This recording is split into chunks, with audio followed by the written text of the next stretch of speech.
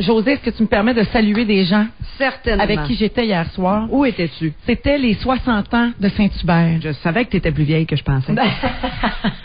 Alors, j'animais la soirée, la grande célébration des 60 ans des rôtisseries Saint-Hubert hier soir. Bonne fête. En présence de plein de tous les franchisés, quelques fournisseurs, des employés également. Il y avait 900 personnes à la gare Windsor hier soir. Et Dieu sait que tu es une consommatrice de Saint-Hubert. Très. Demande-toi pas pourquoi j'étais là. Oui. Et vraiment, c'était un honneur.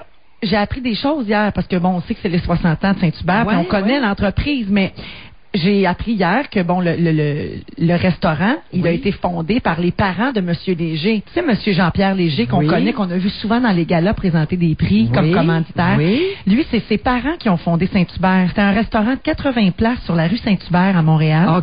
Ça a ouvert le 25 septembre 1951. Et c'est pour ça que la semaine dernière, on a souligné la chose là en disant c'est aujourd'hui même que Saint-Hubert a 60 ans. Et la maman, elle était là hier soir, Madame Léger.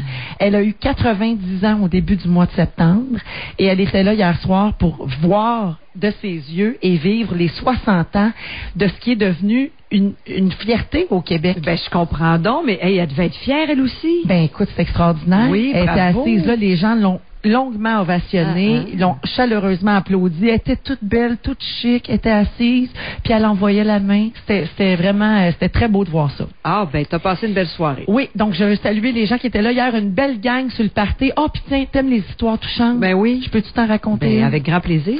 Que j'ai vécu hier. Oui. Ça te dérange pas?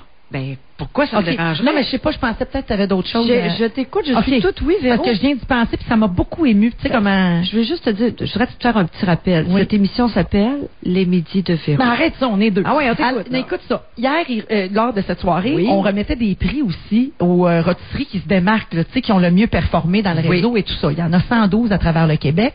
Hier, on remettait 6 prix. Coque de bronze, coque d'argent, coque d'or, dans les rôtisseries express puis traditionnelles. Alors, le grand prix, là, c'est bien sûr le coq d'or pour la rôtisserie traditionnelle. Il a été remis hier soir à la rôtisserie de Val-d'Or, qui performe super bien, qui a réouvert récemment. Puis là, c'est la folie. Là. Écoute, il y a 30 000 habitants là-bas, puis ils font des ventes records. C'est la rôtisserie qui marche le mieux. Mais ce qui était touchant, c'est la franchisée, la propriétaire de cette rôtisserie-là, qui s'est pointée sur scène pour aller remercier hier soir. Elle a raconté ceci que je vais vous résumer. Elle est entrée chez Saint-Hubert à Val-d'Or il y a 17 ans parce qu'elle avait besoin de travail. Elle n'avait pas de sous. Et elle a dit, je la cite, « Ma vie était un bordel ».